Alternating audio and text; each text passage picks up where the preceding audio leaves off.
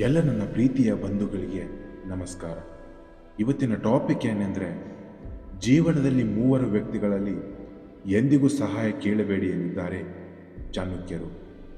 ಚಾಣಕ್ಯರು ತಮ್ಮ ನೀತಿಶಾಸ್ತ್ರದಲ್ಲಿ ಜನರ ವರ್ತನೆಯ ಬಗ್ಗೆಯೂ ವಿವರವಾಗಿ ಬರೆದಿದ್ದಾರೆ.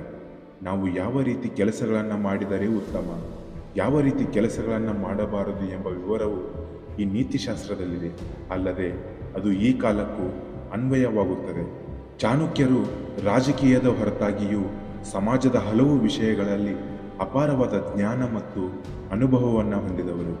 ಅರ್ಥಶಾಸ್ತ್ರ, ರಾಜಕೀಯ ಮತ್ತು ರಾಜತಾಂತ್ರಿಕವಲ್ಲದೆ ಪ್ರಾಯೋಗಿಕ ಜೀವನದ ಬಗ್ಗೆಯೂ ಅವರು ಅನೇಕ ವಿಷಯಗಳನ್ನು ಹೇಳಿದ್ದರು.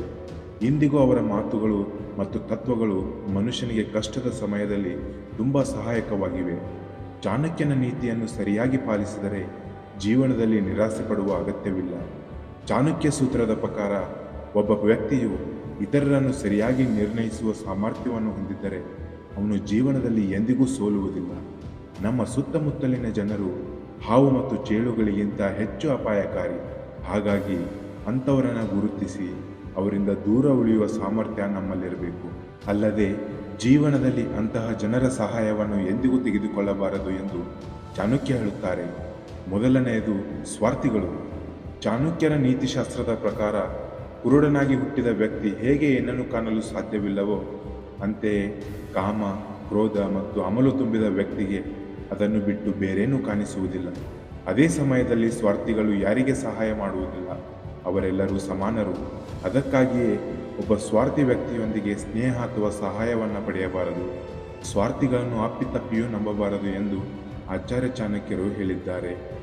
ಏಕೆಂದರೆ ಅಂತಹ ಜನರು ನಿಮಗೆ ಎಂದಿಗೂ ಒಳ್ಳೆಯದನ್ನು ಮಾಡುವುದಿಲ್ಲ.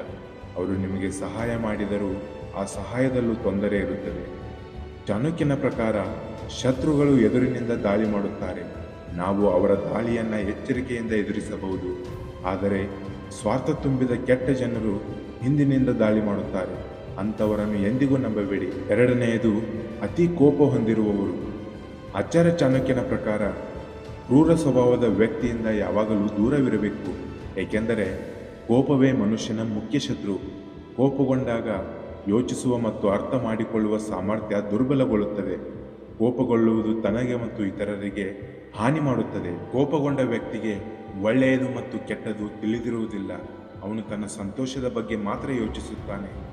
ಅಂತಹ ಜನರು ಶತ್ರುಗಳಿಗಿಂತ ಹೆಚ್ಚು ಅಪಾಯಕಾರಿ. ಕೊನೆಯದಾಗಿ ದುರಾಸೆ ಮತ್ತು ಅಸೂಯೆ ಪಡುವವರು. ದುರಾಸೆ ಮತ್ತು ಅಸೂಯೆ ಪಡುವ ವ್ಯಕ್ತಿಯಿಂದ ಯಾವಾಗಲೂ ದೂರವಿರಬೇಕು. ಕಷ್ಟದ ಸಮಯದಲ್ಲಿ ಸಹ ಅಂತಹ ಜನರ ಸಹಾಯವನ್ನು ತೆಗೆದುಕೊಳ್ಳಬಾರದು. ಏಕೆಂದರೆ ದುರಾಸೆ ಮತ್ತು ಅಸೂಯೆಪಟ್ಟ ಜನರು ನಿಮಗೆ ಒಳ್ಳೆಯದಕ್ಕೆ ಬದಲಾಗಿ ಹಾನಿ ಮಾಡುತ್ತಾರೆ. ವಾಸ್ತವವಾಗಿ ಅಸೂಯೆ ಪಡುವ ಜನರಿಗೆ ಯಾವುದು ಸರಿ ಮತ್ತು ಯಾವುದು ತಪ್ಪು ಎಂಬುದು ಅರ್ಥವಾಗುವುದಿಲ್ಲ. ಅವರು ಇತರ ಜನರ ಸಂತೋಷ ಮತ್ತು ಪ್ರಗತಿಯನ್ನು ಎಂದಿಗೂ ಸಹಿಸುವುದಿಲ್ಲ. ಅಸೂಯೆ, ದುರಾಸೆಯ ಜನರು ಇತರರ ಪ್ರಗತಿಯನ್ನು ಅಸೂಯೆ ಪಡುತ್ತಾರೆ. ಅವರು ಇತರರಿಗೆ ಹಾನಿ ಮಾಡಲು ಪ್ರಯತ್ನಿಸುತ್ತಾರೆ.